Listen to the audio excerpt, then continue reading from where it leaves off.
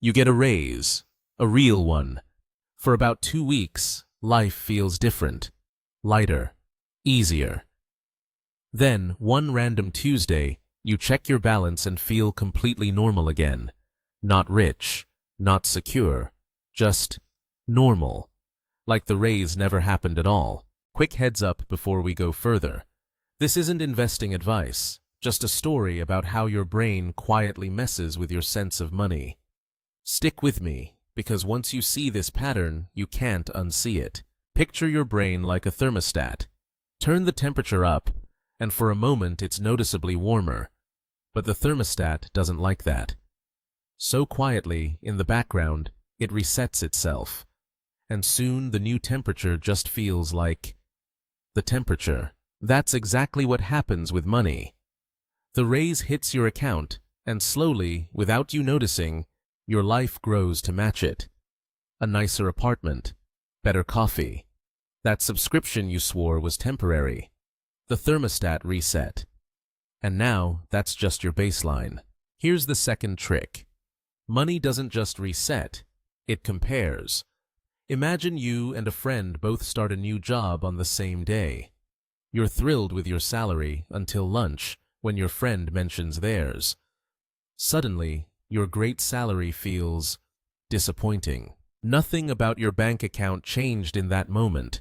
Only the number in your head did. But your body doesn't know the difference. It reacts to that comparison with the exact same stress as an actual pay cut. And these days, you don't even need a friend at lunch. Your phone does it for you, every single night.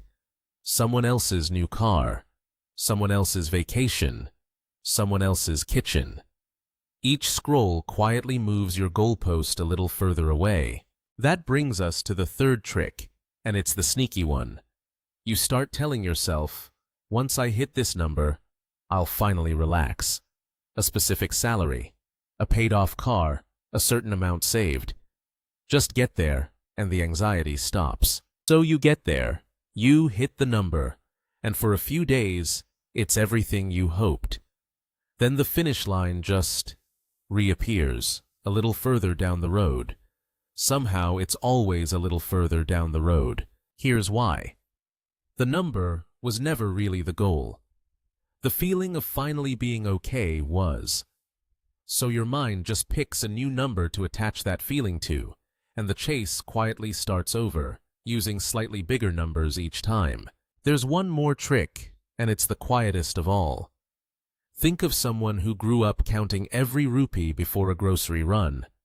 Years later, their income has completely changed. But at checkout, that same tight, nervous feeling still shows up, like their bank account hasn't gotten the memo. That's not a character flaw. It's just a brain that learned to be careful once and never got the update.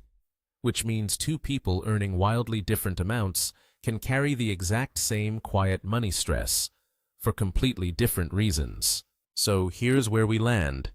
Your income can double, and the worry doesn't automatically go down with it, because your baseline moved, your comparisons moved, and your body never got the all clear.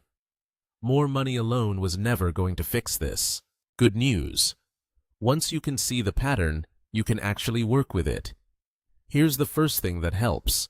Stop comparing this year to your coworker, your friend, or a stranger online. Compare it to your own life 1 year ago. That's the only comparison that's actually fair. Second, move part of every raise before you ever see it land. Straight into savings, automatically, the same day it arrives. You can't get used to spending money your eyes never watched hit your checking account in the first place. Third, before your next raise even happens, decide on purpose what will change and what won't. A choice you made on purpose feels completely different from a lifestyle you just drifted into without noticing. And last, when something good actually happens, let yourself sit with it for a minute, instead of rushing straight to the next goal. That pause is what slows the whole reset and chase cycle down. Enough was never really a number. It's a feeling your brain keeps moving on you. So the real goal isn't to out-earn the moving target. It's to finally notice it moving and decide, on your own terms, when to stop chasing it.